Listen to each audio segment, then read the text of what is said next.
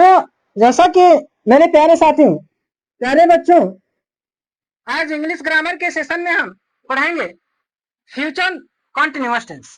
तो future continuous tense के बारे में हम थोड़ी सी चर्चा करना चाहेंगे। कुछ बताने से पहले फ्यूचर कॉन्टिन्यूअस टेंस की पहचान क्या होती है? तो फ्यूचर कॉन्टिन्यूअस टेंस के हिंदी वाक्यों के अंत में प्राय रहा होगा, रही होगी, रहे होंगे, रहा होगा, इस तरह के शब्द मिलेंगे देखने को हिंदी वाक्यों के अंत में। और इसके जब ट्रांसलेट करते हैं तो चाहे सिंगुलर हो या प्लूरल, दोनों के साथ मेन वर्ब की आईएनजी फॉर्म का प्रयोग करते हैं। और सहायक क्रिया की जहां तक बात करें तो आई और वी के साथ शैल वी का प्रयोग करेंगे, जबकि अन्य सभी कर्ताओं के साथ आई और वी को छोड़ दिया जाए तो अन्य शेष के साथ विल वी का प्रयोग होगा। तो आइए हम जानते हैं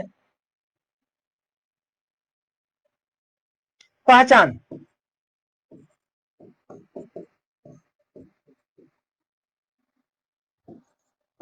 इस टेंस के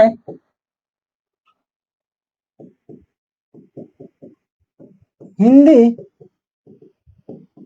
वाक्यों के अंत में रहा होगा,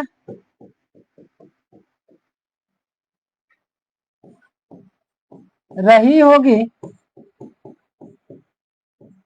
रहा होगा आदि शब्द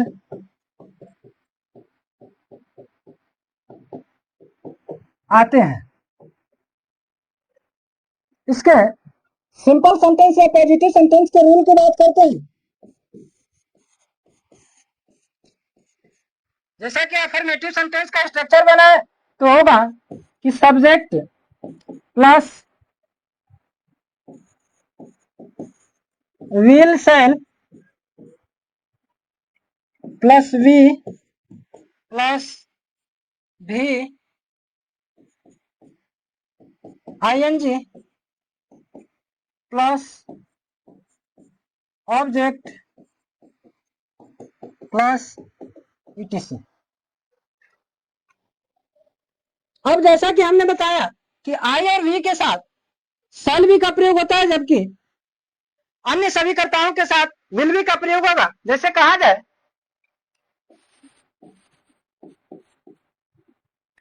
कि वह विद्यालय जा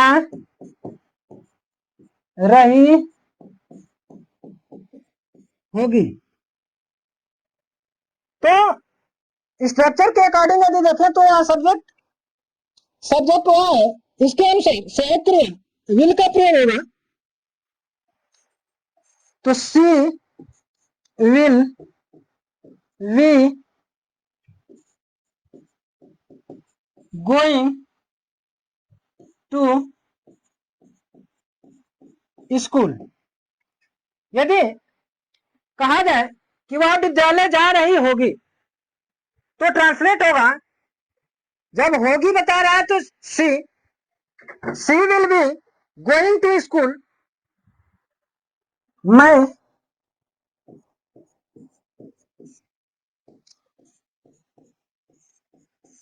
गणित पढ़ा रहा होऊंगा। तो इसमें देखें तो मैं सब्जेक्ट है, यानी कर्ता मैं, इसलिए सहायक क्रिया शैल वी का प्रयोग होगा। तो हो जाएगा कि आई शैल वी टीचिंग मैथ्स। दूसरा है,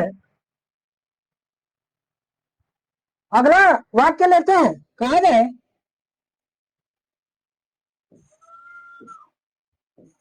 रामू और श्यामू अपने गांव में रह रहे होंगे।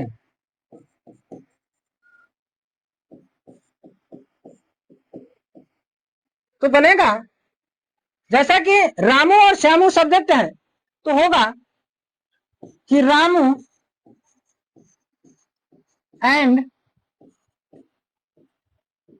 Shyamu will be living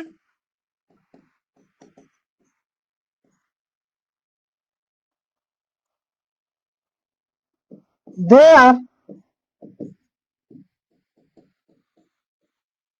village।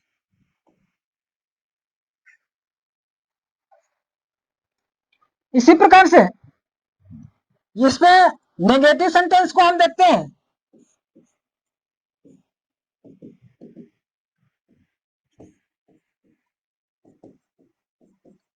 Negative sentence को देखें तो मिलेगा, थोड़ा सा स्ट्रक्चर चेंज होगा, यानी हो जाएगा सब्जेक्ट प्लस वन सेल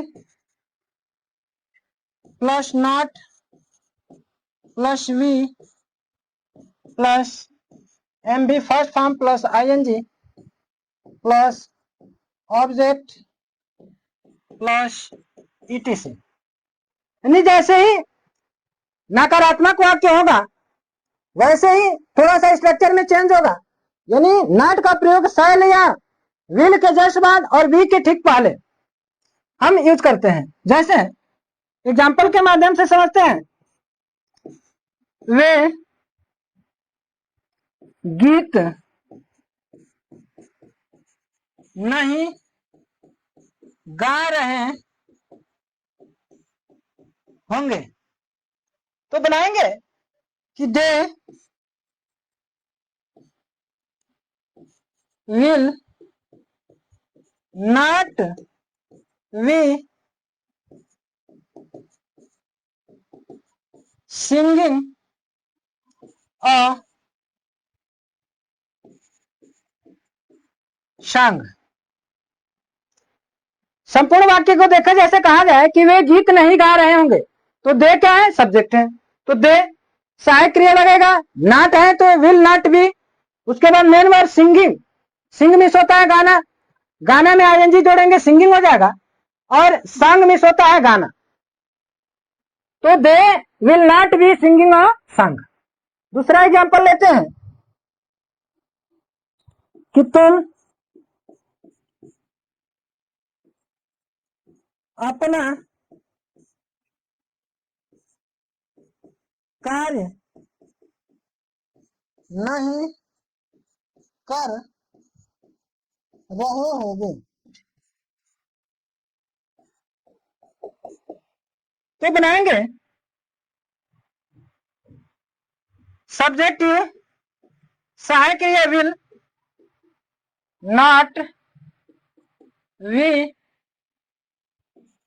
डू मिस होता है करना, आईएनजी जोड़ेंगे हो जाएगा डूइंग। यू के साथ अपना के लिए योर का इस्तेमाल करते हैं, और काम के लिए वर्क।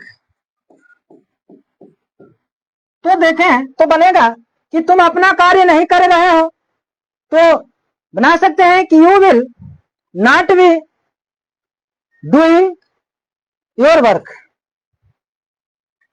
इसी प्रकार से इसके इंट्रोगेटिव सेंटेंस की बात करते हैं।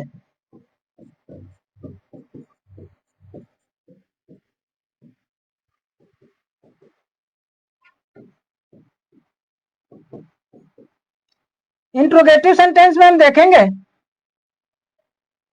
कि इसमें दो तरह के होते हैं। तो पहला होगा कि विल या शैल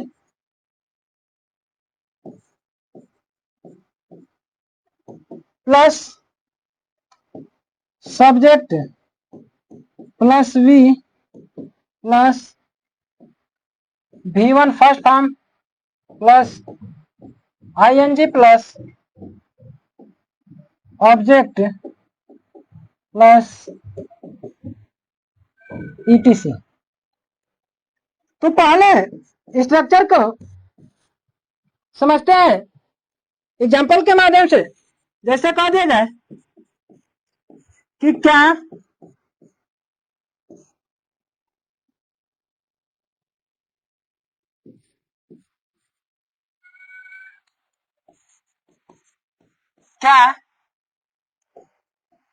तुम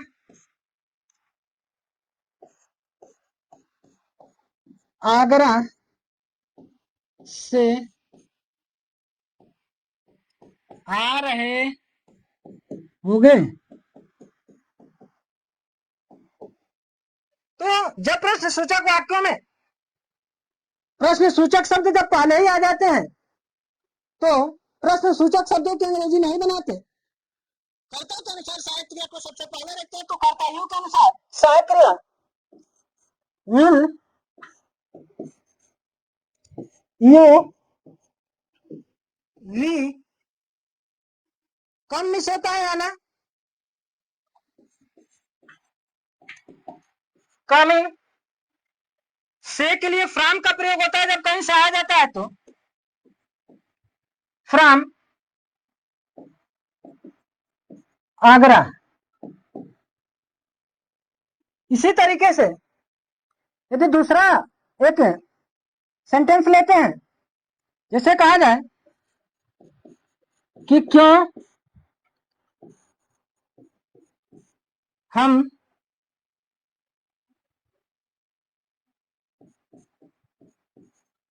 नाश्ता नहीं कर रहे होंगे।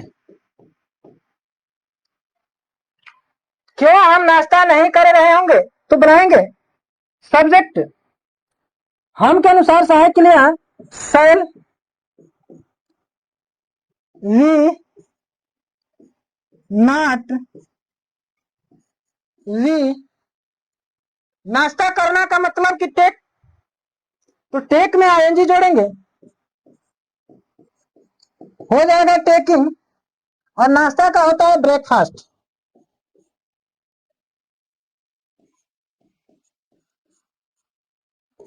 क्वेश्चन मार्क है तो क्वेश्चन मार्क लगाएंगे। इसके सेकेंड टाइप की जहां तक बात है,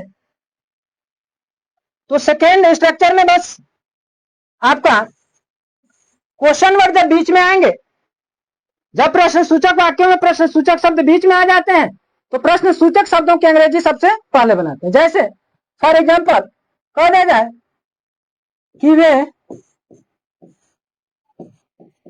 कैसे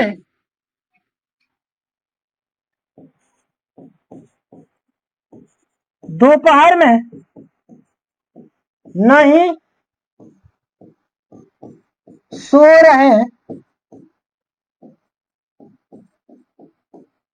होंगे। तो कैसे शब्द बीच में आया तो हाउ मिस होता है कैसे, इंट्रोगेटिव वर्ड। उसके बाद सहायक क्रिया वे के अनुसार विल। उसके बाद सब्जेक्ट दे वी। और इसमें नॉट है तो इसलिए दे के जस्ट बाद नॉट तब लिखेंगे V. How will they not V slip.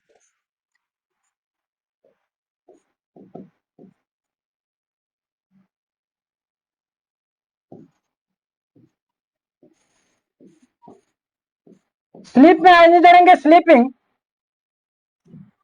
दोपहर का मतलब होगा एट नून।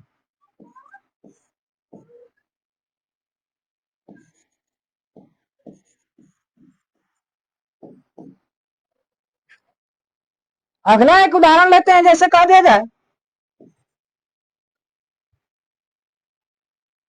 कि मैं कल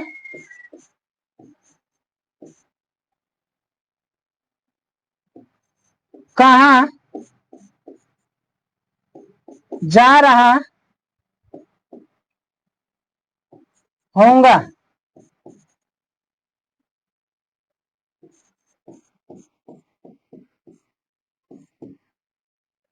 तो इसे बनाया जा सकता है सबसे पहले कि ये जो इंट्रोगेटिव वर्ड है तो लिखेंगे कि where,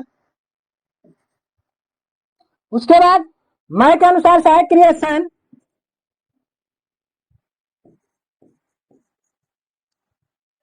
subject I, we going tomorrow.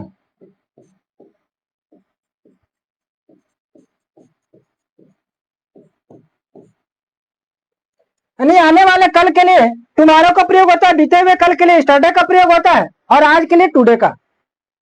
तो इस प्रकार से बहुत सारे सेंटेंस आप बना सकते हैं अपने अकॉर्डिंग। बस उसमें ख्याल क्या करना है कि हम किस टेंस को पढ़ रहे हैं, किस टेंस में होना चाहिए, ये सारी चीजें आपको बताया जा चुका है। इसके अनुसार जैसे आपके पास बहुत सारी किताबें होंगी, उससे एक्सरसाइज दिया होगा, एक्सरसाइज से उठाइए 10-5 सेंटेंस को और बनाइए। तो आज के सेशन में बस यही, फिर मिलेंगे अगले सेशन में ग्रामर के। That's all for today.